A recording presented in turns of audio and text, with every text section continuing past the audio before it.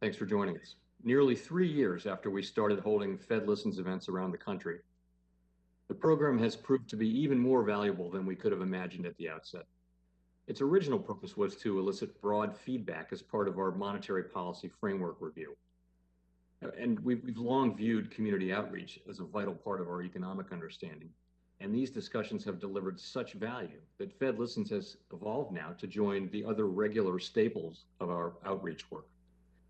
These events enable us to hear directly from people on the ground at the heart of the sectors and industries you represent, from communities across the country, adding tone, contour, and greater depth to our understanding of the nation's economic portrait. These insights are particularly valuable as we move through this challenging and precedent-shattering period. The speed and intensity of the downturn and the rapidity of the recovery in many areas are really without modern precedent. I'm very glad you could all join us today to offer your thoughts, and I want to thank you on behalf of the whole Federal Reserve System, both for your presence today and for your committed feedback, continued feedback and participation. Some of the issues you're confronting that we'll talk about today are shared across sectors, while others are unique to your fields. Most of you are contending with changed workplaces, from safety protocols whose half-lives are unclear, to fundamental shifts in how your industries operate, in everything from feeding people to how movies are released. Business plans have been reworked, outlooks have been revised, and the future continues to be tinged with uncertainty. While uncertainty often results in immobility for businesses, it can also spell opportunity. And the creativity and adaptability on display over the past 18 months have been among the few bright spots we've had. I've been amazed and inspired by the flexibility and ingenuity, particularly that of small businesses, in shifting to meet the demands of a new reality. So all of us are very much looking forward to the discussion today. You provide a wealth of information by sharing your experiences and those of your colleagues, customers, and communities.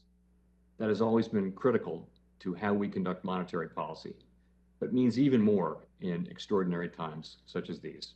So I want to thank you again for providing that insight, and I look forward very much to the conversation. Thanks.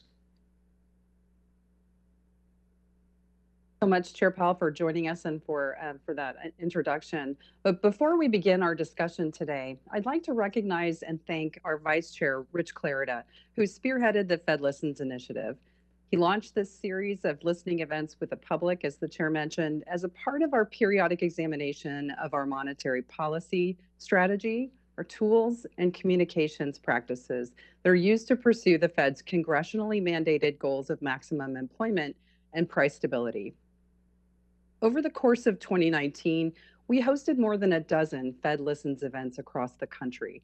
We found them to be extremely valuable for hearing varied perspectives about the state of the economy, a particular sector, or a pressing economic issue. So valuable, in fact, that we've decided to continue the events over our framework review, after our framework review has concluded. And hearing directly from members of the public about their experience in the economy and their successes and challenges provides important context for understanding economic conditions that can't be obtained from economic data. Our Fed Listens participants help us see through those data from the eyes of the businesses, people, and communities that make up the American economy.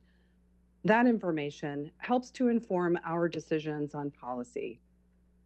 From today's event, we hope to gain a greater understanding of how the economic recovery is progressing in your communities and what lies ahead.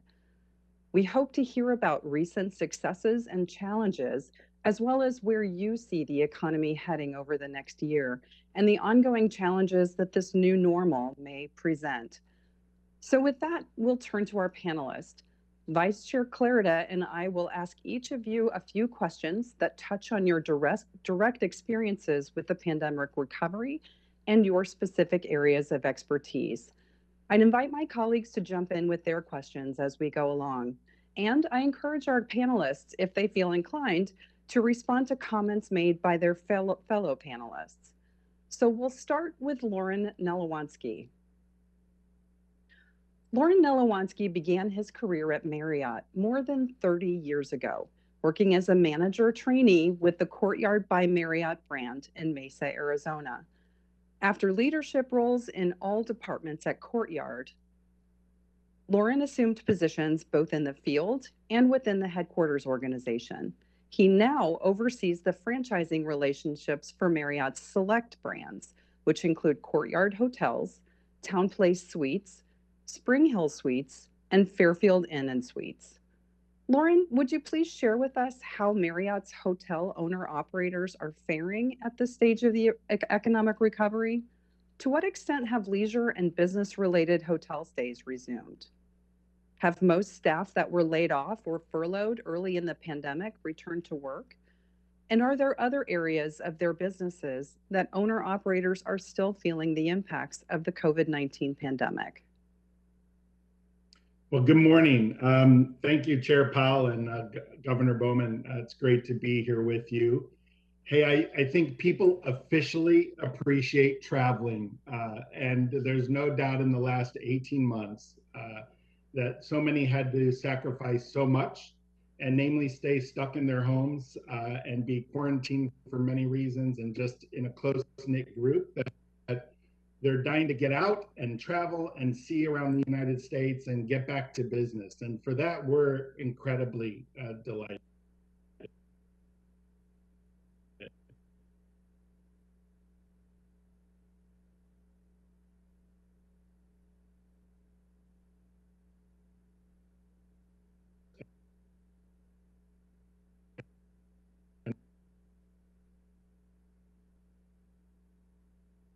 It looks like Lauren may be having some issues with his connectivity. So, Rich, do you want to go ahead and move on to our next panelist? And because of that,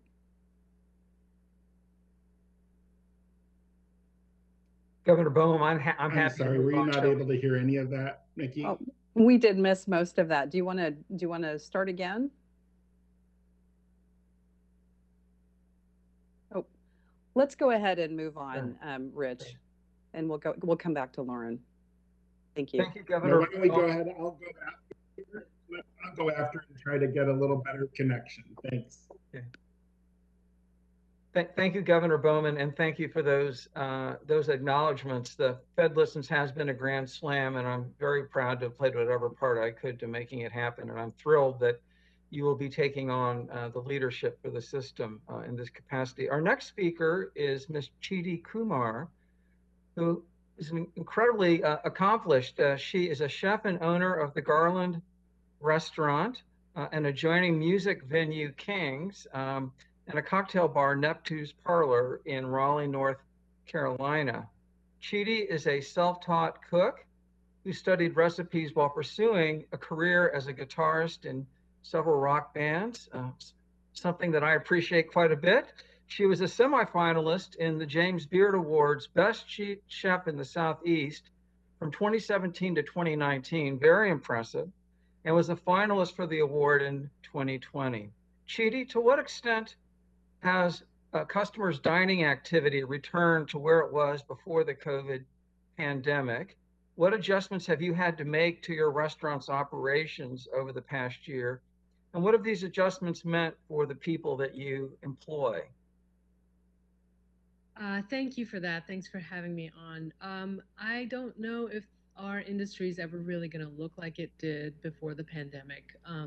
We have been through so many big and small shifts over the last 19 months, from being completely shut down and sort of terrified and not sure if we were going to be able to keep our staff. We did have to lay off most of our folks, and then we, had a core group that we kept on payroll even when we were shut down for about 6 weeks.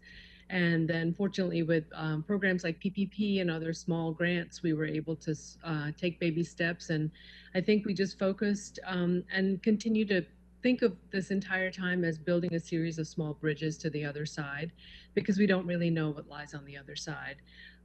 We, in our restaurant at Garland, we reopened our dining room.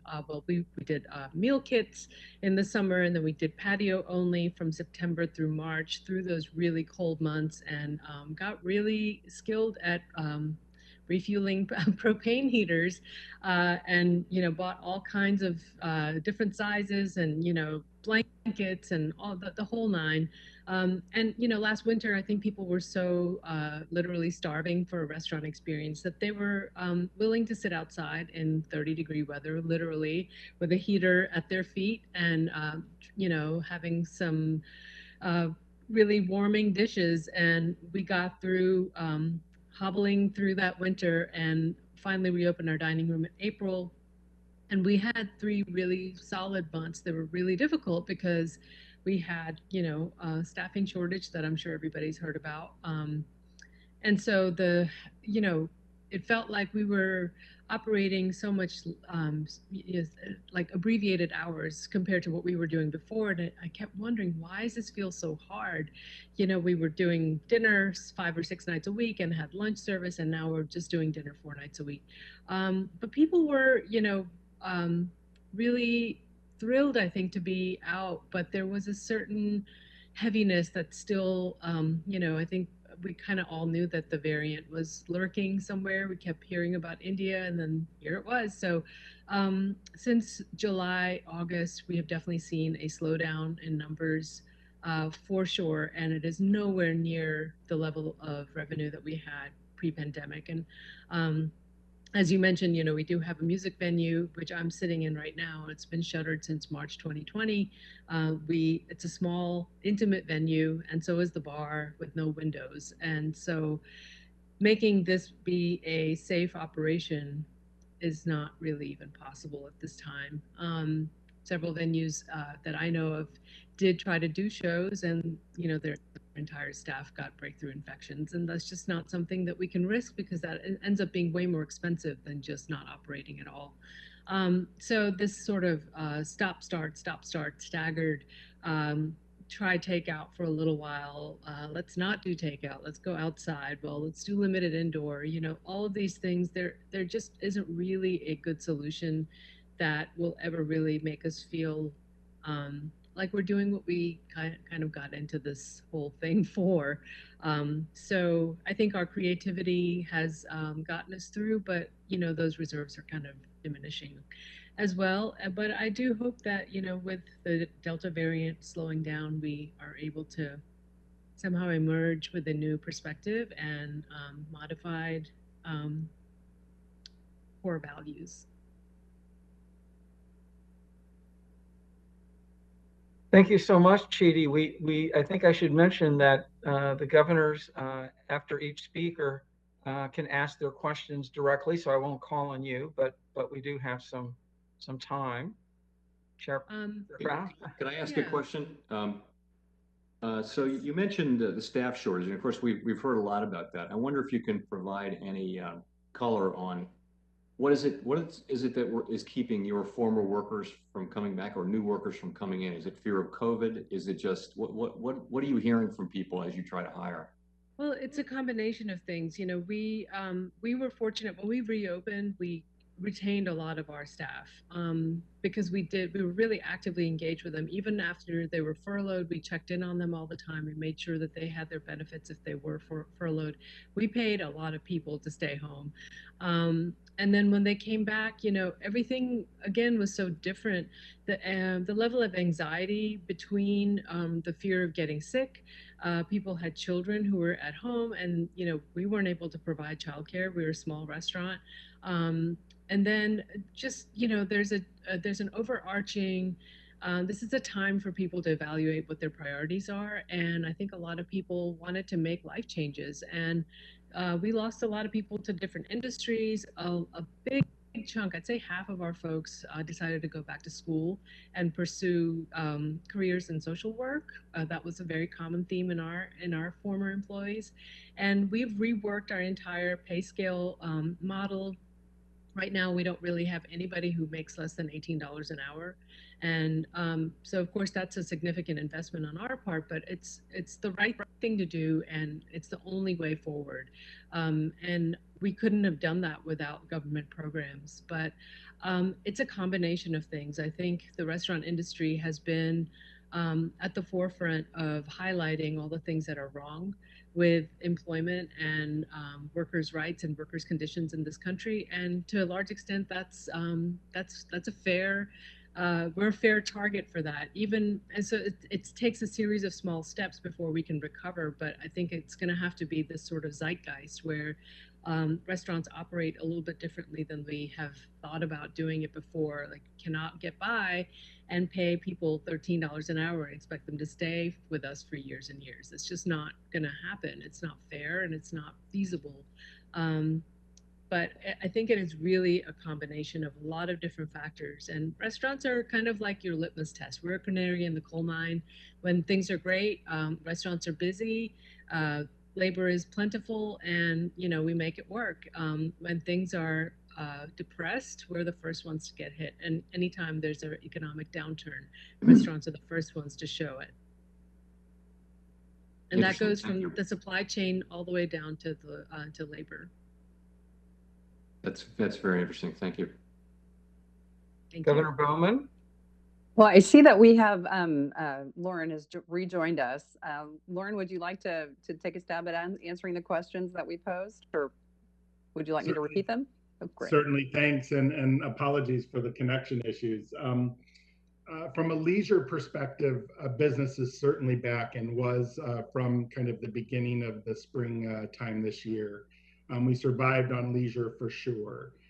Business transient or business related travel has not come back as fast as we might have anticipated. And certainly the variant has had a lot to do with this. We were just starting to climb and then things kind of shut down on the business front. Our group business though, however, is starting to book, albeit a shorter window booking time than typical, but it's starting to come back and we're happy to see that.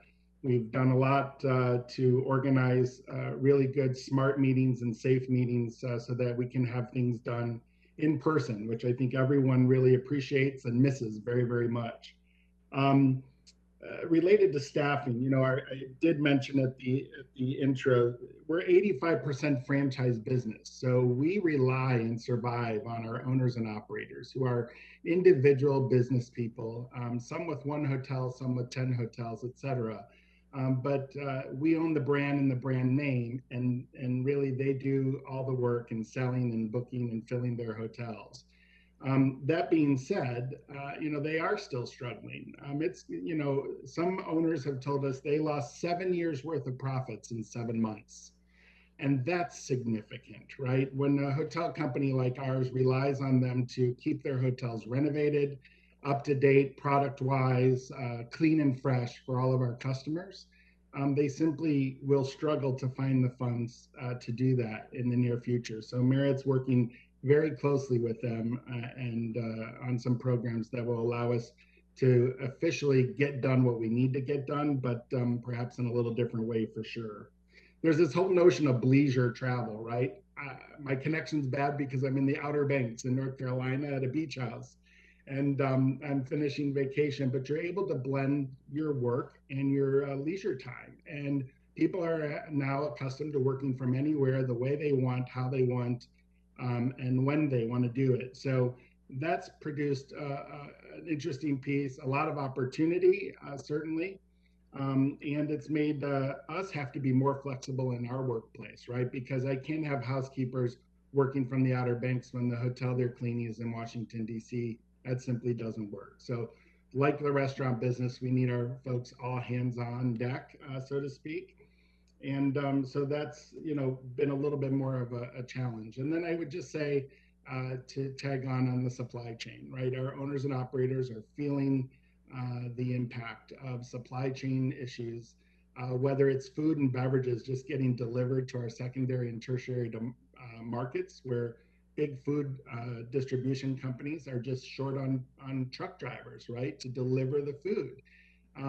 We have issues with getting our furniture, fixtures, and equipment we refer to as FF&E into our hotels for all those amazing renovations that are to take place. But it's really difficult when you can't get lighting or you can't get headboards in an entire hotel worth of lighting when you're trying to open so that the owner can produce revenue and start to pay their mortgages, et cetera. So there's so many downstream impacts of things like that. And then from a labor perspective, I think we see the same thing that the restaurant industry sees. We've had to raise rates dramatically. The demand on leisure came at such a quick pace, much faster than we ever anticipated. People were really wanting to travel. Our drive-to markets were incredibly busy, but we simply didn't have the staff in most hotels to effectively clean the rooms that we needed to clean, et cetera. So we had to adapt into our cleaning policies and offer cleaning on demand versus every single day. And some of that is still going on as we move through the end of this year. Many people thought that once the subsidies and unemployment disappeared, we were going to have this plethora of applicants. The applicant flow would dramatically improve, and that's simply not the case, right? I see she just shaking her head. Like, people have left the industry, unfortunately. They are finding other things to do. Other industries that didn't pay as much perhaps now have rose to the occasion, and they are paying a lot more. And so money certainly gets people to take note or sign on bonuses and things like that. But at some point, the economic model just doesn't work just to keep increasing those wages. So we keep a mindful eye on all of that. But just suffice it to say that our owners, operators are still dramatically feeling the impacts of COVID. While most of our employees that were furloughed are back to work or have been called back to work, that doesn't mean they've shown up. And so we really need to focus on the employment challenges ahead. Thank you, Lauren. I would invite any of my colleagues to follow up with any questions you might have. Hi, this is Chris Waller. Hey, Lauren, you mentioned different things you had to do due to labor shortages, one of them being cleaning on demand. Do you see a lot of this stuff potentially becoming permanent ways that you do business, or do you really think these are temporary? I traveled a fair bit the last year myself, and this was a common thing. Personally, I didn't think it was that big of a deal that they didn't clean my room every day. So my take was maybe this is something that persists. Yes, Chris, thanks for the question. So I think you're exactly onto something. I think it will never go back to the way it was in 2019 for a myriad of reasons. I think if you ask our business transient kind of traveler or a leisure customer, which is just a couple, for example, they are with you. I don't need people in my room every single day. I'll call when I need something, kind of don't call me, I'll call you. And with the COVID piece, that made sense too. People didn't want a lot of touching and people in their rooms cleaning and just, in the room physically. I think on the leisure side, right, when you're traveling with family and children, mom and dad want the Cheerios picked up off the floor. The rooms are a little bit messy, right, when you're with your 4 children. And so I think we've got to be good stewards of what that experience looks like in our hotels. In fact, we are piloting across all of our brands a new housekeeping procedure that will incorporate all of the things I just said and incorporate customers' comments just like yours, Chris, as we do our focus groups and things with the consumer. But I think, aside from our luxury brands, I think you're going to see luxury will continue the way it is. You expect something when you're paying that kind of money for a room. And so that kind of service I don't see diminishing. But I think as you get into our select brands and our premium brands, even in the full service side, there'll be some adjustments certainly to the housekeeping model in our business.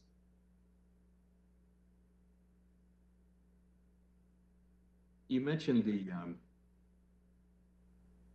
potential non-viability of the business model given the much higher costs, labor costs.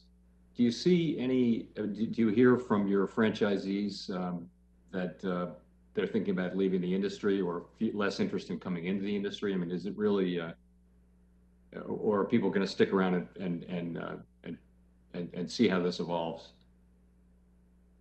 I think we are bullish on the industry, Chair Powell. I think our owners and operators are too. I think, different from the economic crash that we experienced, right, in 08, 09, banks have been very, very helpful during this time. They've been very flexible and they've been wanting to work with our owners and operators to get them through this difficult time. And let's face it, the banks don't want to be in the hotel business. Last time they were stuck with many owners handing in the keys. They don't want to go through that again.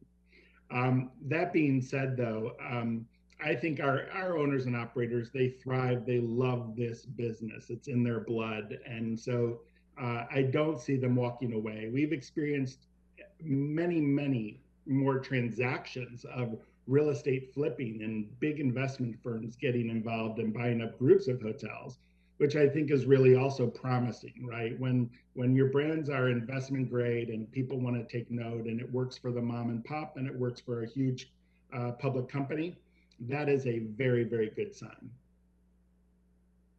Could I interject here?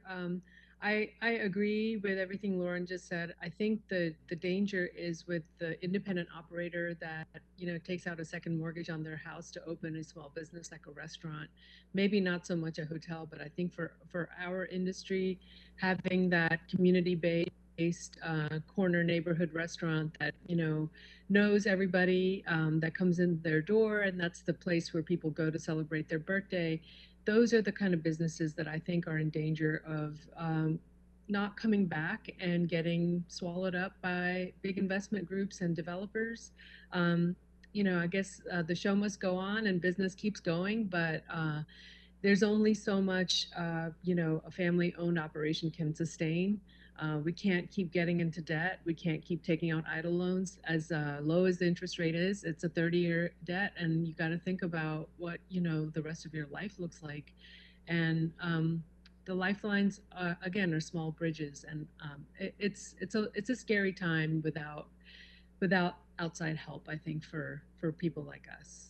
Well, Lauren, if unfortunately we need to move on a little bit, so I would just ask Lauren if you would quickly respond to that, and then we'll move. I'll ask Vice Chair Clarida to move on to the next panelist. He brings up a great point. 100% agree. Of our 85% of franchise owners, we have probably 2,000 that are individual, just like you just articulated so well. They mortgage their home, they've got their life savings in this business. And we experience the very same thing. I think what we're trying to do as a franchisor is to make sure that we've cut every bit of fat that we possibly can out of the business, that we streamlined it as best we can. And now our role, which is very different if you're not in a franchise organization, I get it, is to drive top line revenue for these owners so that they can make as much money back as they possibly can. Like I said, they've lost, to your point, in some cases, their life savings in the last 18 months. And I've had, unfortunately, many of those conversations too. So I think it's a delicate balance, to be sure. We got to get out there and travel, and we've got to get into the local restaurants and have some dinner. Well, thank you so much for that. Vice Chair Clarida? Thank you. Our next speaker is Patricia Garcia Duarte, who is the president and CEO of Trellis, a nonprofit organization in Arizona that's dedicated to making stable homes and communities possible, and a very worthy endeavor. Trellis offers housing counseling and home buyer education.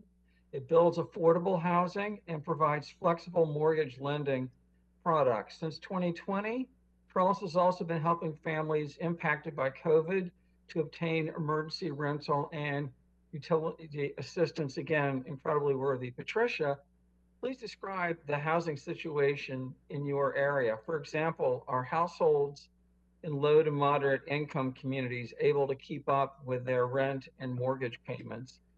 How many are at risk of eviction or foreclosure? And how does current housing affordability compare to pre-pandemic conditions?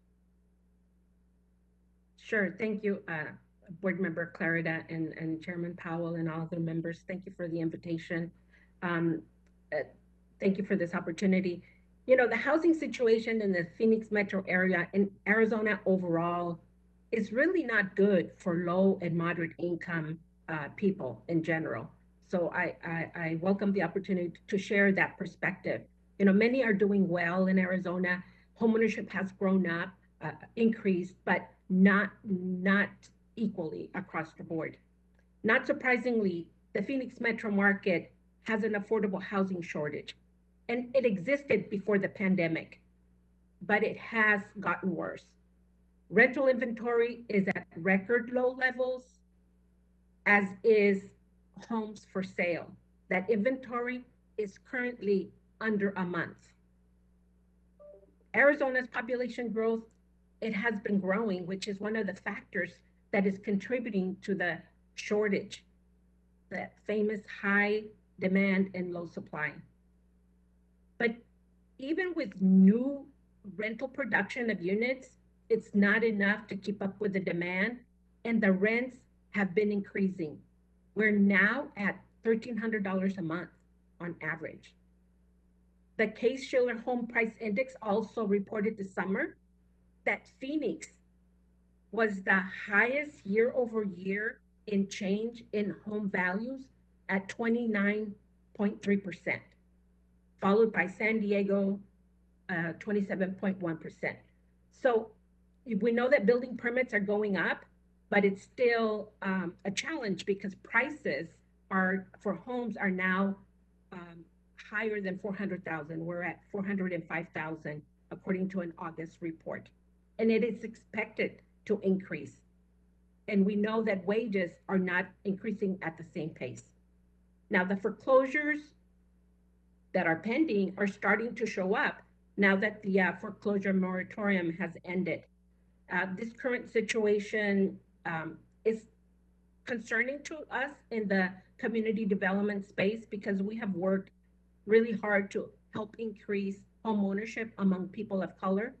And in Arizona right now, those that are struggling have an option of selling their home. But the long-term impact of selling a home is really stripping wealth away. And it's something that we should be watching for. Investors are very active here in our Phoenix metro area. And that's adding to the housing shortage. During the Great Recession, we lost thousands of homes that once were owner occupied to investor owned, and they've been rentals. So this pandemic has also increased that investor activity. According to a July 2021 Redfin report, in Phoenix, almost 1/4 of homes have been sold to investors. So our low moderate income folks have no chance because these sales are cash. So what about the ability for low moderate income people to pay the rent or the mortgage after the programs go away? I think Chetty mentioned that this has been a lifeline, a bridge to help people sustain in homeownership and having a roof over people's head. The COVID CARES program last year was really critical, and this year the emergency rental assistance ERA has been really critical in helping just thousands of people stay in place and home. This year so far, we've helped thousands of families overall in the city with all the different agencies that have been collaborating to support the city of Phoenix. There's almost 4,700 households just in the city of Phoenix, and we've deployed about $35 million out of $50 million. So there's still a pipeline to go through. It's been very difficult to launch a brand new program during a pandemic, and similar challenges from what was mentioned by Lauren and Chetty already. The staffing, we didn't have the capacity to bring in a new program, but we were able to do it virtually, and that's been a big challenge. Folks don't have all the same types of technology, so we've had to adapt to bring in the information needed to provide that emergency rental assistance and utility assistance. Unfortunately, some of the assistance is not enough. The pandemic has been 18 months. Some renters with the assistance have still been evicted, unfortunately. The ERA program covers 12 months in arrears and 3 months ahead of time. So that's only 15 months. And when you're low moderate income, savings is not huge, and people have not been able to keep up. Eviction Lab tracks evictions in all over the country. And in Maricopa County, since March of 2020, we've seen about 48,500 eviction filings. And in Maricopa, it did fall sharply during the pandemic, as was expected because of the eviction moratoriums. Mm-hmm. But that is soon to expire at the end of October. So who are the people that we've been helping? They've been employees that couldn't telework. They were furloughed or they were laid off. We're talking about office workers, service providers, drivers, a lot of the Uber drivers and Lyft drivers, construction workers. We're talking about many housekeepers, especially in the Latino community. Some have been able to get shifts back, but they are still struggling because it's not enough in wages. So people are really desperate. We do see that. We're currently working with a family that is living in their vehicle. There's 6 of them, and they've been homeless for 2 weeks. The first week they were able to go with family, but we're processing paperwork in hopes that we can help them. Unfortunately, their landlord will not negotiate and they will not take them back. And there's so many cases. Every single one is unique. We're really concerned about what the evictions are going to do to people's credits, because that is a long-term impact. And our team and those working in this space know that once evictions get started, I mean, they kind of work through this system. It's very hard to stop. And the impact on the credit report is going to be huge. And finding another place, whether rental and then hopefully longer term in home ownership, it's going to be an impact. So how many people are at risk of eviction or foreclosures? From the Arizona Homeowner Assistance Plan that the Arizona Department of Housing put together for new funding that's coming from the federal government to assist homeowners, there's some statistics there that are pretty disturbing, especially among the FHA space. It looks like the report is indicating 90 days delinquent that are not in a forbearance agreement is almost 79,000. And a large majority are people of color. So that is something that we really need to watch and intervene so that we can preserve ownership. In Arizona, the population for renters is about 2.4. And the August lab report shows that there's been about nearly 6,000 filings. So that is also something to watch, because about 21% of evictions come primarily from 10 top big buildings. So there's room to work with the landlords and in hopes that we can get more time to go through this program and get the assistance that many of these families are qualified for. So currently, I think in order to stay on schedule, you've covered a lot of ground here, but if you could just wrap up with your comments, that'd be great. Yeah, no, it depends on where you're at, right? If the division of the haves and have-nots is really growing in our state, unfortunately. Thank you. Well, and again, on behalf of governors, thank you for all those incredibly worthy efforts. Let me hand off to Governor Bowman. Thank you, Vice Chair Clarida. So we'll go back to our lineup, and our next panelist is Mr. David White. Over the past 12 years, David served as the National Executive Director and Chief Negotiator of the Screen Actors Guild, American Federation of Television and Radio Artists, the SAG-AFTRA. In this role, David served as Chief Executive Officer and Strategist for the world's largest entertainment union, with approximately 160,000 members who work in film, television, broadcast news, commercials, music, video games, and emerging media. David, could you share with us what differences you're seeing in the degree to which film and television versus live performances have resumed since the start of the pandemic? What factors account for those differences? And how do you expect demand for live versus recorded performances to evolve over the next year or so? Sure. Thank you, Mickey. And good morning to everyone. Are you able to hear me? Great. So this is really just a terrific event. I'm so grateful that the Federal Reserve does this.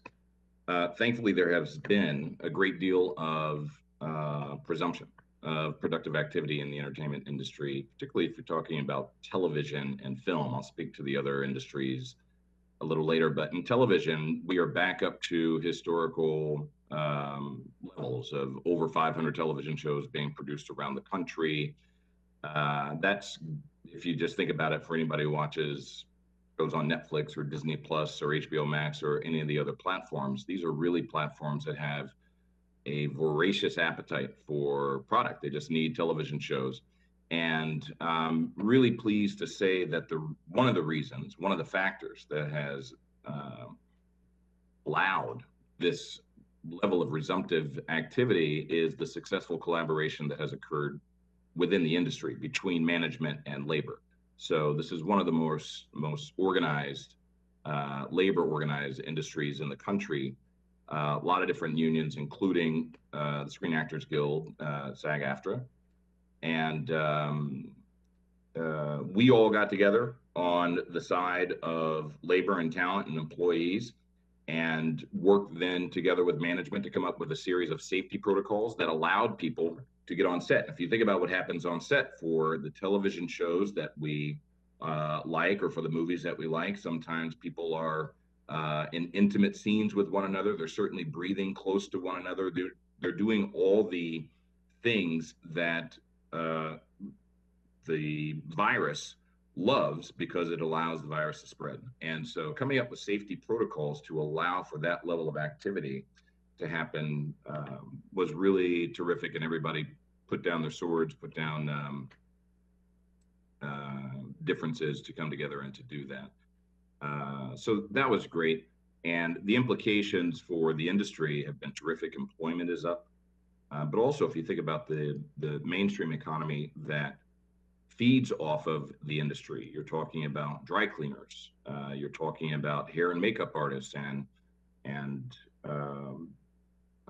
barbershops, et cetera, to make sure that people are looking proper when they are going onto sets.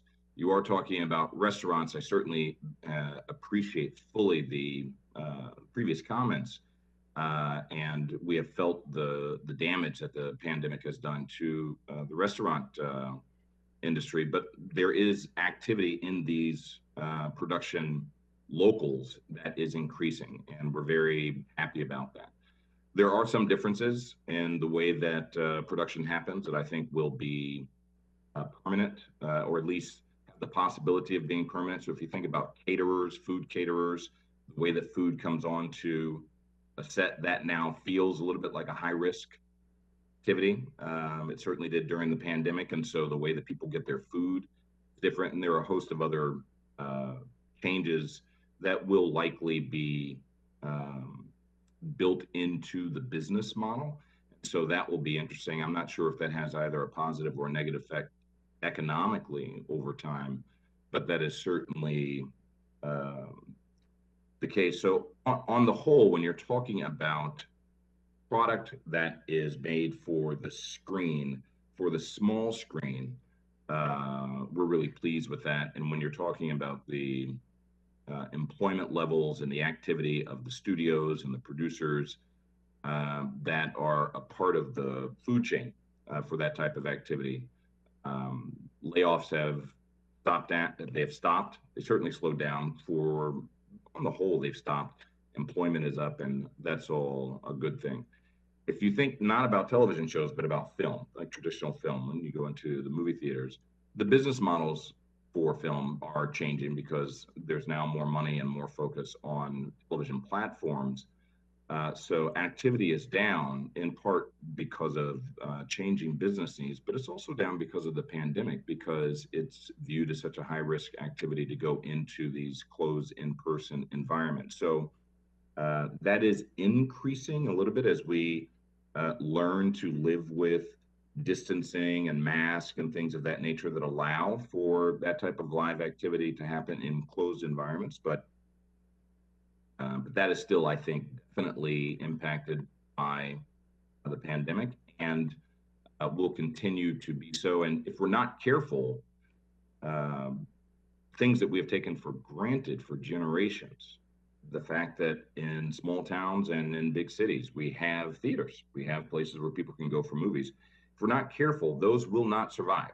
And it may not be economically viable or wise to kick them back up, particularly with the changes in the business model. So I do think that there is a great deal that we have to continue to watch, to monitor, to see whether or not, as it unfolds, we're going to be looking at permanent changes and things that are really a part of the furniture of the American psyche and the psyche, worldwide. But that has been good for on the whole. That is a good news story. For other aspects of entertainment, when you're talking about live production, Broadway and the live production for live theater that very few people think about, all the smaller community theaters across the country that you find, community theater, et cetera, that is definitely suffering. I know that I join many when I say how grateful I am that several shows on Broadway have resumed, and I, like many of you, are going to find a way to go and see those. But across the country, activity is down, employment is down, all of the downstream activity that relies on that type of activity, live theater, that is down. So I do think that as we emerge, and particularly as we deal with the Delta variant and the possibility of new variants, that still is a risky area. It's interesting when you think about other entertainment related activity, music, podcasts, things of that nature. We're listening a lot more to that as a result of Spotify and Stitcher and Apple and things of that nature. So that is positive, but we're just not doing it live. We're not doing it in places where we have to be in person. So concerts, they're resuming, they're coming back. Certainly over the summer, there was a great deal of excitement, but then as the Delta variant really kicked in high gear, and people then realized that as a result of low vaccination rates and other, surely other reasons in certain areas around the country, that we may continue to deal with mutations that outpace vaccinations, et cetera. We'll just have to see. So I want to be conscious of time. I would just close by saying that there is a good news story here on the whole, but there are also areas of risk that we continue to monitor and be concerned about as it relates to both productive activity and employment. Great. Thank you, David. Before we move on to Jill Ruzicka as our next panelist, I'd like to invite anyone to ask any questions of David. But I might ask if, in the absence of others, Chair Powell, would you like to jump in? Well, just to make a comment, first of all, thank you for that. That's a very interesting presentation. And also, I'll just say, a lot of us are really delighted to see the TV shows coming back on stream. So thank you and your union members for that. Thank you. We're delighted that you're delighted, Chairman. It's great. David, I might ask a question about so many of the members of your industry are employed in several different ways. And how are they feeling about the trend that both Lauren and Chidi mentioned in the restaurant industry and those types of additional employment or jobs that they might need to have or have held in the past? How's their approach to that? Such a great and insightful question. We take a great deal of pride in the fact that in many ways we are the original gig economy, people going from pub to pub and from theater to theater in centuries ago. And it is a gig economy where people don't typically know where their next job is going to come from, and to make that work they are employed in restaurants, they're employed as drivers, etc. I think on the whole, people really see the industry as filled with rich people, and the industry is not. In fact, it is the opposite. It's the extreme 1% that has wealth and fame, not even 1%. And you will know this if you look at a television show and you try to think about which actors whose names you recognize. Usually one, maybe two, if you're a watcher, and none of the others who are there. Those are the folks that make up the industry, and they struggle just to get to middle class. They just struggle to get to an economic level of being able to achieve health care that year for their family. So the intermittent up and down employment activity and opportunities that were talked about earlier, with restaurants going down and with other typical mainstay between job gigs, that was devastating during 2020. That is coming back slowly, but psychologically it just feels more risky. So people are moving to the parts of the gig economy that have been growing, when we do Instacart and when we do Uber and other things that require drivers.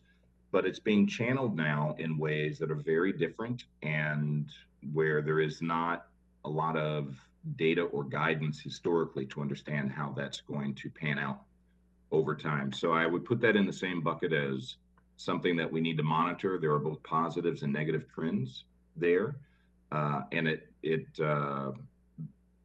all leads to, in aggregate, people feeling like it continues to be a risky environment, notwithstanding everyone's gratitude that employment levels are generally up in production. Thank you so much, David, for that very interesting and insightful view into the entertainment industry. And shifting now to our next panelist, Ms. Jill Ruzicka. She's the president and CEO of Towards Employment, a nonprofit agency that helps more than 2,000 individuals every year prepare for a job, find a job, keep a job, or advance in a career. Jill supervised the implementation of an employer-driven job training model that successfully connects residents of economically distressed neighborhoods to anchor employer jobs. She also led the implementation of a national demonstration grant, Work Advance, that resulted in higher earnings for low-income participants relative to a control group. Jill, how has the pandemic affected the job market in your organization operates in, and how has it affected the services you provide? Do job seekers see the pandemic as a surmountable setback, or are they worried about lasting effects on their ability to find work and get ahead? Thank you very much. Good morning, everyone, and thank you for the opportunity to participate today. To answer the question of how the pandemic has affected the job market, it's really important to further clarify because the answer varies dramatically for both type of business and for the individual workers, depending on race, gender, and geography. I'm speaking to you this morning from Cleveland in Northeast Ohio, which has many wonderful aspects, but is really a tale of two cities. As even before the pandemic, Cleveland was the poorest city of its size in the nation, poverty rate of over 30%. Close to 30% of families in the city lack internet access, with predominantly Black and brown neighborhoods disproportionately on the wrong side of the digital divide. Last year, the Black Ohioan unemployment rate was 2 times that of the white unemployment rate. And Cuyahoga County, home of Cleveland, receives the highest number of people returning from state prison every year. These returning citizens face more than 850 laws and administrative rules which limit access to employment after having served their time. More than a year after COVID-19 displaced over 1 million Ohioans from their jobs, Ohio still has 269,000 fewer jobs than pre-pandemic. Like across the country, Ohio women were more likely than men to be laid off or forced to leave their jobs, reversing years of progress. Also, as seen across the country, and as we've been hearing this morning, manufacturing, healthcare, transportation, logistics, those sectors remained robust even during the pandemic, with employers desperate for workers. And now that the economy has opened up, retail and hospitality businesses, as we're hearing, are also struggling to fill positions. So how can we have so many people, especially people of color, struggling to meet basic needs, while there are so many employers struggling to find workers? even after seeing movement on higher wages and better working conditions than before. This is a question that we focus on every day towards employment. 80% of our candidates are Black, 60% have been involved in the criminal justice system, 40% are young adults disconnected from school or work, 65% are without post-secondary education, which is certainly a key to advancement. People coming through our doors are what HR folks will call untapped talent pools or non-traditional talent. In other words, those who were often previously screened out of many jobs. We know that the challenge is bigger than what has been coined the skills gap, and that skills alone won't address the challenges before us today or equip us for opportunities that lie ahead. To address the systemic lack of opportunity that all of those above mentioned statistics represent, that COVID exacerbated and continues to influence. In addition to helping candidates gain new job skills through training and experience through paid internships, Towards Employment provides holistic wraparound supports and intensive coaching to build the confidence, the networks, to connect to family-sustaining careers. We also work with employers to think differently about how to create on-ramps for entry-level workers with less experience and more opportunities for second chance hiring. During the pandemic, we had to quickly pivot to remote services and to build out a program to equip our students with the digital skills and tools to engage with us and with all of the other services and activities that required these virtual connections during the pandemic. Digital skills and access to equipment and service are now essential skills. The COVID-related barriers continue to manifest in a variety of ways to keep people from working. This is what we're hearing from students. But parents in particular are struggling. As people have noted earlier today, parents of young children feel that childcare options just aren't safe, or they worry about bringing home the virus to their young children who are still at home. Or they've tried to work, but because of outbreaks, children are being sent home from daycare or school, making their schedules impossible to manage. Or the digital divide intervenes. A young mother tried remote work, didn't have sufficient broadband to make it work. We've even experienced that this morning. Some are not in the workforce because they're in transition or choosing alternative paths. Again, as we've heard this morning, people don't want to go back to the same old job. Many of them coming from previous retail and hospitality positions, and recognize that they need new skills and support to take advantage of new opportunities. Some of these new opportunities are in healthcare, but we also see that those who are burned out by the intensity of the work leaving that field. So it's incredibly fluid. Others are engaging and thriving in their new jobs that may not have been open to them previously, but success is still precarious. Take Allison, who was working a minimum wage job after a period of incarceration. She identified driving as a potential career, got her CDL, and now she aspires to not just own her own truck, but to manage a fleet of trucks. But her progress is threatened by the turmoil in the schools. Her son didn't do well with remote classes and is showing improvement since the return to in-person. So Allison isn't sure what she'll do if they close the schools again. She'll have to leave her job. Still others, as noted again already, are getting by with gig work and trying out entrepreneurial endeavors. There are some who are not in the workforce yet because they're dealing with some of the same challenges they've dealt with all along, irrespective of COVID. Lack of transportation, lack of stable housing, having a criminal justice background, struggling with substance abuse. It has been encouraging to see what some businesses here in Northeast Ohio are doing to address some of these challenges. Some of the things that we see: employers expanding their hiring pool, engaging with community partners in the public work system to build on-ramps, earn and learn programs, internships, and apprenticeship models. For example, embracing returning citizens as a target talent pool, developing customized training programs with a commitment to hire and to support these candidates' professional growth. Emphasizing job quality. It's more than just about compensation. Thinking job design to reduce stress and to value workers.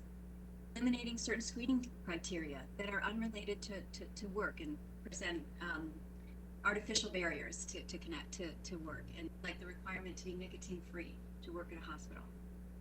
Our hope is that the recognition of the value of this untapped talent will lead to further investment in closing the opportunity gap, lasting change, and creating and sustaining more jobs, family-sustaining jobs for all our workers in the community.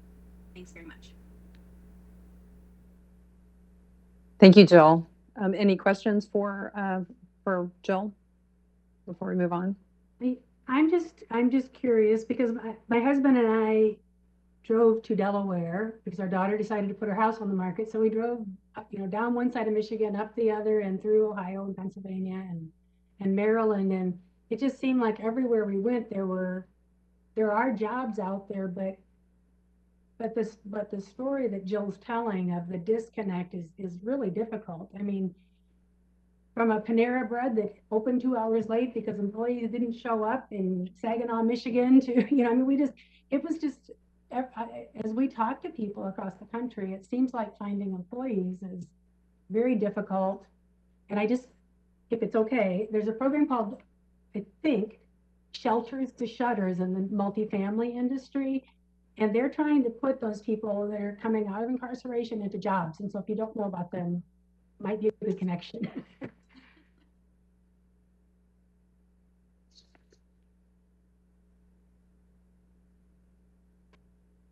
I think we should proceed. Our next speaker is Gina Dingham. Gina is an expert in multifamily housing and founder of Everest Real Estate Advisors.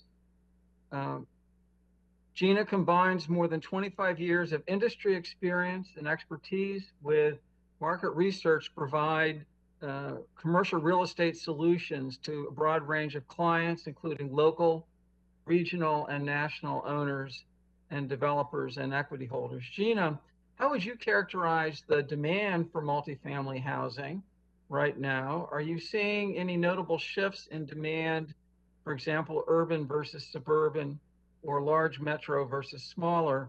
And how has the pandemic affected your outlook for housing supply and construction activity in these different areas? Good morning, and thank you for inviting me today. I appreciate being here.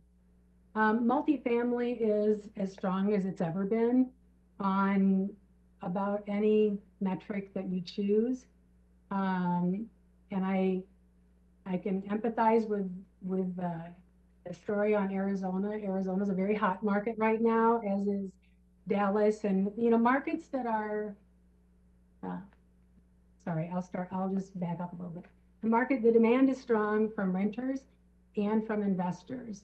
So on the capital market side, there's a lot of money chasing yield, chasing deals. And because multifamily is performing well, a tremendous amount of institutional capital is coming into the market.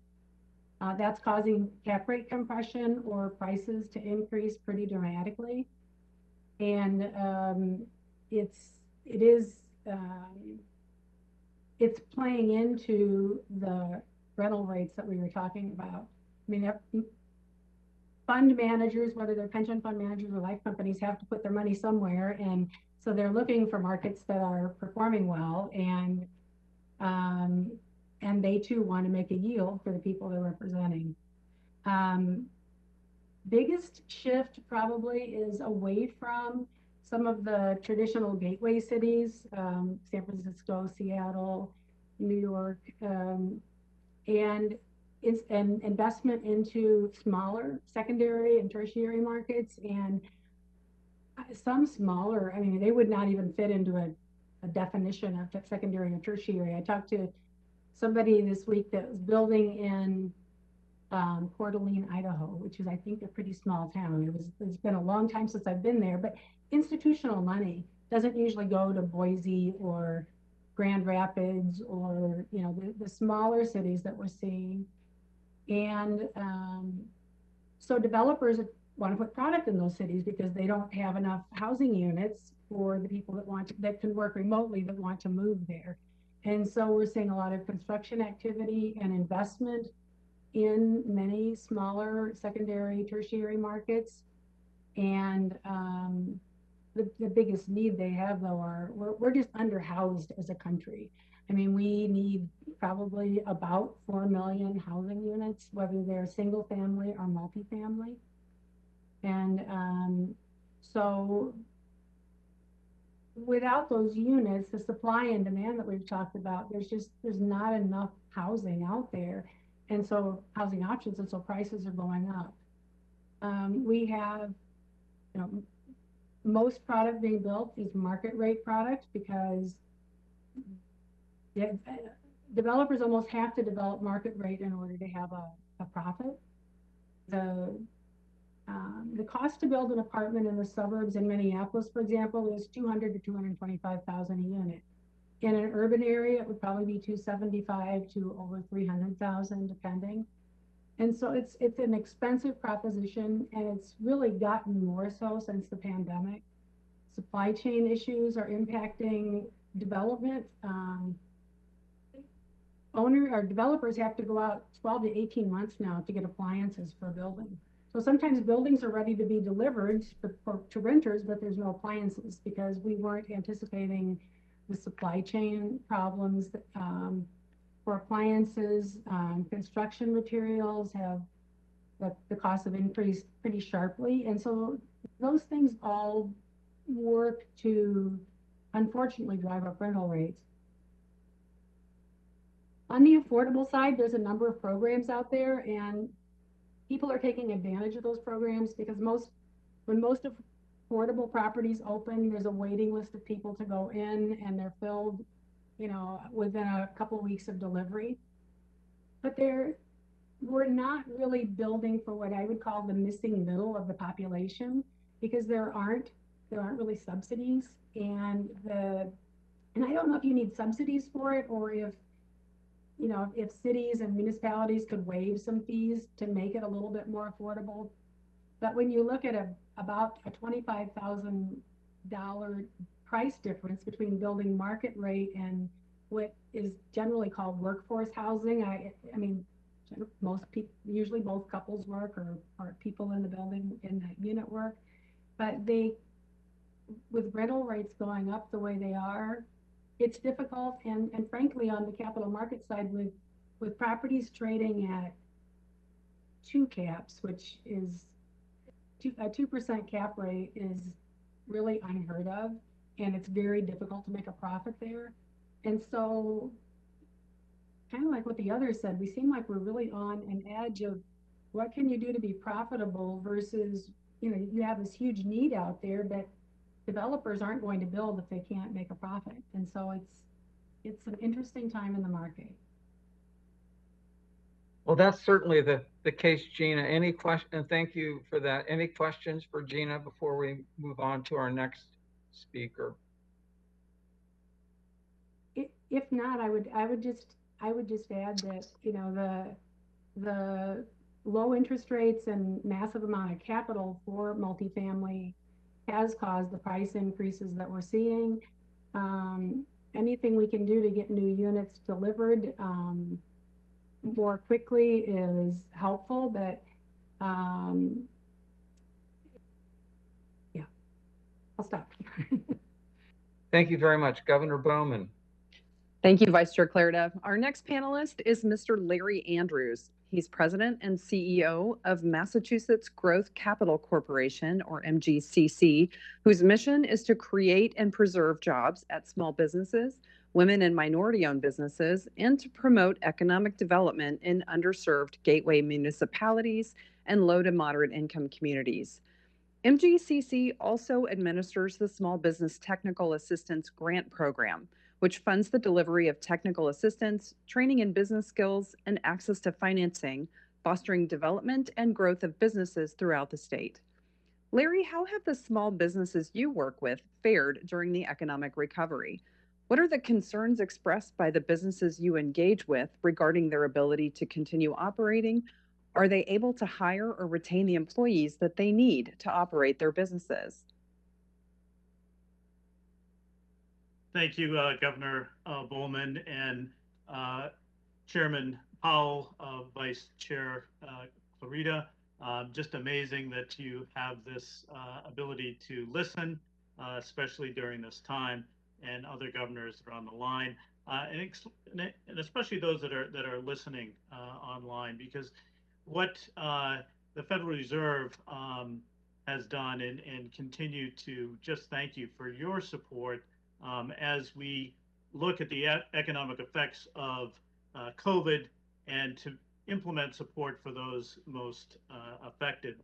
I do also want to locally thank the Federal Reserve Bank of Boston, especially Chakrabarti and Carmen Pinakopoulos for their really unwielding support for under-resourced communities throughout New England. Personally, they're a source of guidance and factual support in addressing economic need. As we all know, economics is a team sport, and getting people engaged in helpful behavior and getting them off the sideline is difficult. But my experience with working cities with the Federal Reserve laid the groundwork for establishing trusted relationship and very valued relationships and partners, which helped me, especially as we look to serve small businesses during COVID. That investment by the Federal Reserve in those partnerships really laid the groundwork for what we've been able to do at Mass Growth Capital, which was through Governor Baker providing funds. We were able to fund $750 million to 15,000 businesses, a majority being minority-owned, women-owned, LGBTQ veterans, and those with physical disabilities. And that really was a way in which we knew that things are different. And we know that COVID has hit businesses differently, some because of industry segments, some because of location, some because of mandates. But we know that most that have been affected have been issues that were prevalent prior to COVID, specifically systematic racial economic inequality.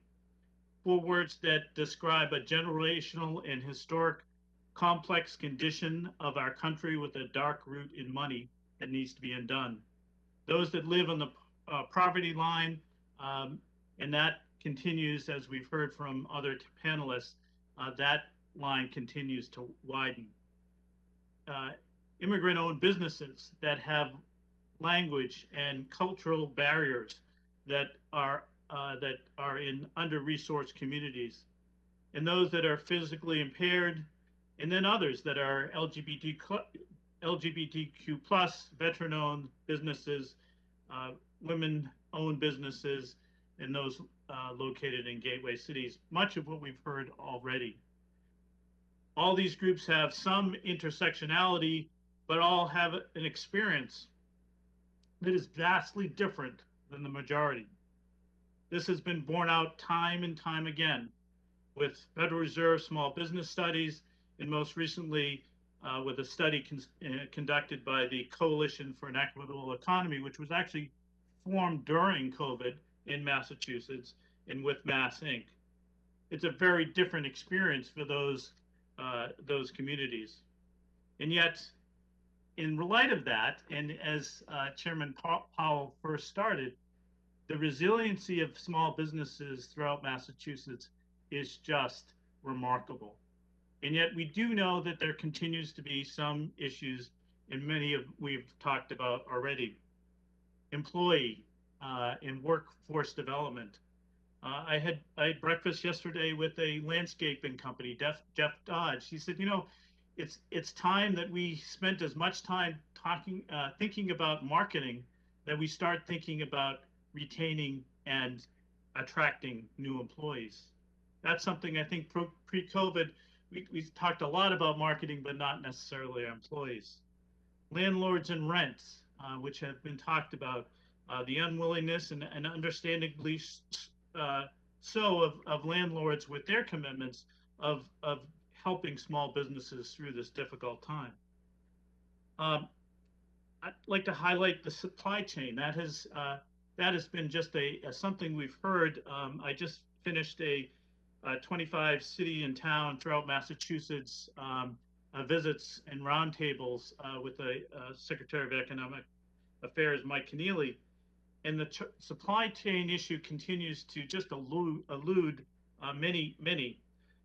Cafe El Dorado in Chelsea, a predominantly Hispanic community.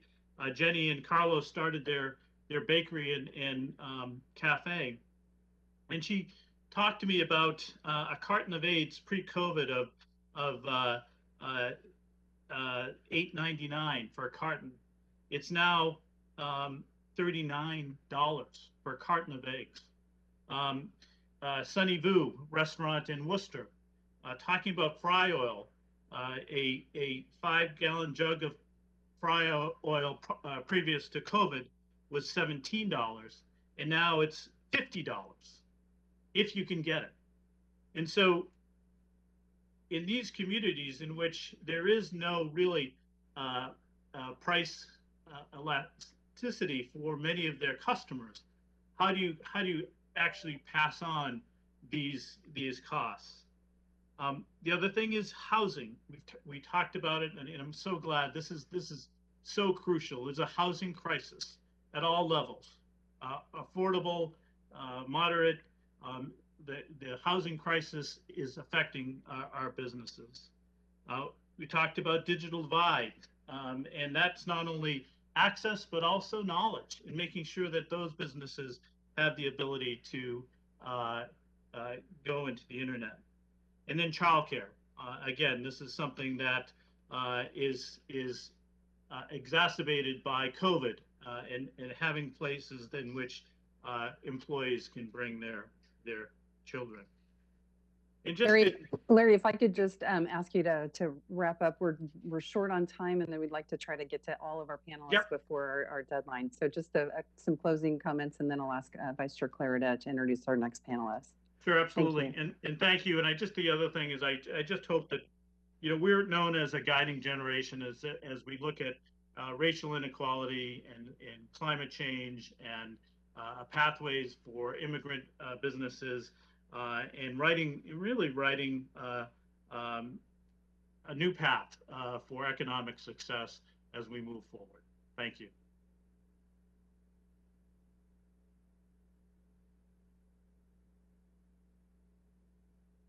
Thank you for that. Just looking for the mute button.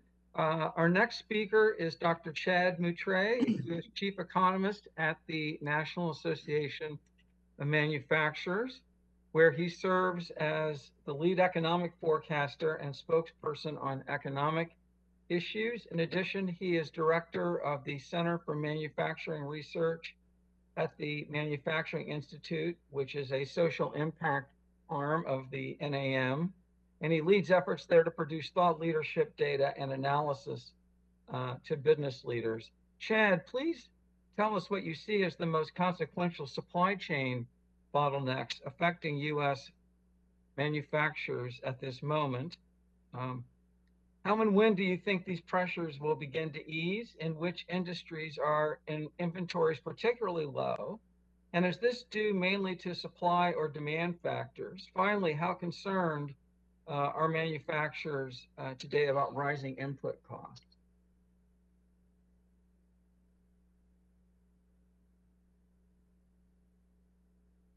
We can't hear you. Manufacturers, as you know, are experiencing really strong demand, both in the U.S. and globally. And in fact, in the most recent NAM Manufacturers Outlook survey, 87.5% of respondents said that they were positive about their company's outlook. And while that's down from where it was 3 months ago, which was a 3-year high, it's still a pretty healthy figure. At the same time, manufacturing leaders cited rising raw material costs as their top concern for the 3rd straight quarter, followed closely by the challenges of attracting and retaining a quality workforce, as was mentioned, supply chain disruptions, and the logistics and transportation issues. Interestingly, I asked many of these manufacturers, what is the top downside risk to their forecast, right? It's a pretty rosy forecast. And yet the number one issue that they said was their top downside risk was workforce shortages. That was closely followed by some issues I would have thought, actually, supply chain disruptions, cost pressures, and the continued spread of COVID-19, including the Delta variant. On the labor front, manufacturing respondents had the highest expected growth rates for employment and wage growth in the survey's history, which dates to 1997, further highlighting the difficulties in obtaining sufficient workers. Indeed, as you know from the JOLTS data, we have 889,000 job openings in manufacturing right now, an all-time high. Specific to your question, while manufacturing growth remains solid, supply chain bottlenecks are significant, as Larry just noted earlier, holding back even stronger expansions in the sector. Manufacturers continue to cite backlogs of cargoes at the ports, the shortage of truck drivers, and soaring shipping costs as significant impediments. In a just-in-time production environment, this poses a very serious challenge to production and capacity, and quite frankly, the shortage of workers doesn't help that conversation either. While there's been a lot made of the chip shortage in the automotive sector, it is important to note that chips are not just in autos, and you're seeing these shortages impact other segments of the manufacturing sector as well. Certainly, if you're a consumer, you've seen this as well, for appliances, electrical equipment, electronics, machinery, and others. Inventory shortages also go beyond motor vehicles, with inventory to sales ratios and very low actually for chemicals, metals, miscellaneous durable goods, and natural gas. Prices for metals, which I continue to hear about from our members all the time, are often cited as a challenge for manufacturers, the result of reduced capacity, both in the US and abroad, combined with very strong demand. These supply chain and logistical issues are likely to extend into next year from the conversations that I've had with manufacturers. It'll take a while, for instance, for the backlog at the ports to work its way through the system, something that's going to be exacerbated by the holiday season and everyone trying to get stuff on the shelves for Christmas and Hanukkah. In addition to that, you also have a lot of other structural hurdles to work through, including the tight labor market, as was mentioned, and the need by just about every sector to find enough workers. This is leading to wage pressures, which companies are pushing up compensation as they're trying to find enough talent to compete. While pricing pressures are likely to stabilize as we move into 2022, assisted by more favorable base comparison, as you know, it is clear that some of these costs are going to remain pretty elevated relative to pre-pandemic levels, including wages. Once they go up, they are not likely to go back down, and also transportation costs. And core inflation is likely to be a lot hotter than we become accustomed to. Well, with that in mind, it is perhaps not surprising that so many manufacturers cited that as their top concern, really for all of this year so far. Moving forward, manufacturers will closely watch the price and economic growth data, much like you are, to see what develops. They are cautiously optimistic that supply chain disruptions and inventory issues will improve by mid-2022, with demand continuing to remain strong. Of course, it is also important to note, and we haven't really mentioned it today, that vaccines are important to this conversation as well. I think as we think about whatever that new normal looks like, it's important for us to all be vaccinated, and that's certainly something that the NAM, the National Association of Manufacturers, has been pushing for pretty aggressively over the course of this year. Chad, thank you for that. As with all the panelists, we could spend a lot more time on that, but in the interest of time, I will hand it off to Governor Bowman, but thank you. Thank you, Vice Chair Clarida. Our final panelist is Dr. William Hite. He serves as the superintendent of the School District of Philadelphia, and he's been in that role since 2012. Dr. Hite's career in education has included roles at every level of schooling from K through 12, as teacher, principal, central office administrator, and a superintendent. Bill, could you share with us what the biggest challenges you faced with the start of the 2021 academic school year? What have been the most concerning impacts on students from last year's disruptions to in-school education? And among what age groups and or socioeconomic groups are these impacts most acute? And finally, what adjustments do you believe educators will need to make to address the gaps in learning that have occurred? Thank you, Governor Bowman, and good morning, everyone. And I don't know if there's enough time to respond to each one of those questions, but I'll try to work them through as quickly as possible. And so first and foremost, the largest challenge that we face was the fact that many of our young people were out of school or not in person and were engaged in virtual learning for 18 months. And so now we have been back in school for 4 weeks, and we're very excited about that. But in a city like Philadelphia and many of the urban centers around the nation, what we have seen is that COVID and the consequences from COVID have exacerbated many of the inequities and disparities that persist in cities like ours. And we have concentrations of poverty in many areas of our city. And quite frankly, when we first went out, because of the pandemic, we had to make sure we were doing things like other panelists talked about, providing children with meals. Some 11 million meals were distributed just so that our young people could eat. We provided families with medications for their students who no longer had access to those medications. We then had to move to a virtual platform, but unfortunately, well, first and foremost, not all of our students had access to the technology. So then we had to make sure everyone had access to the technology and purchase some 90,000 pieces of technology to distribute. Then we discovered not everyone had access to reliable and high functioning internet services. And so then working with Comcast and the city and other philanthropic organizations in Philadelphia, we were able to provide that for a 2-year period.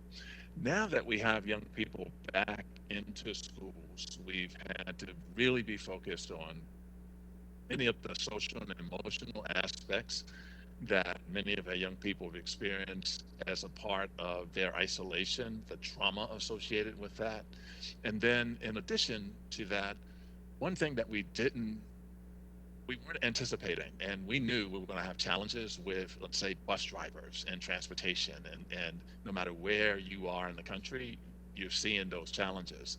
What we didn't anticipate were all of the other supply chain challenges that are a product of not having enough workers or drivers, and those things then impacted our ability to pick up trash.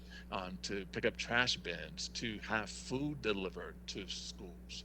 Yesterday, we had one school had 2 of their cafeteria workers who did not report, and so therefore the school didn't have access to the meals that were available in the kitchen because those 2 individuals did not report to work. And so it's those types of things that are really beginning to impact.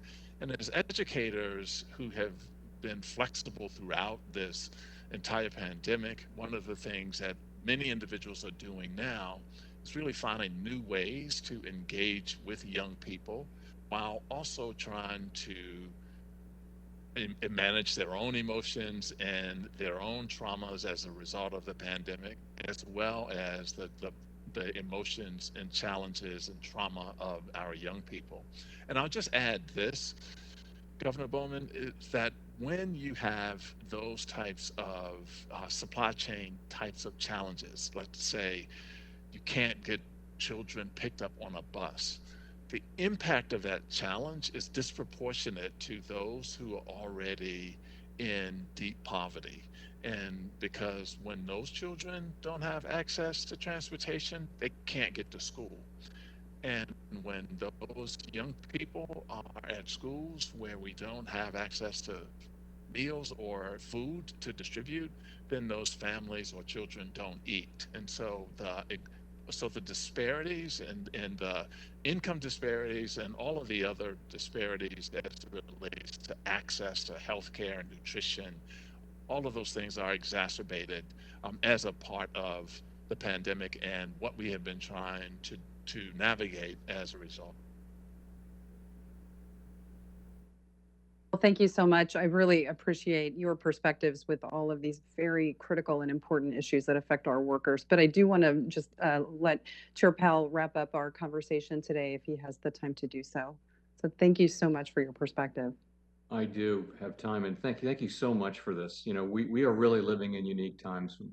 I'm old enough to have seen a lot of things, but I've never seen these kind of supply chain issues.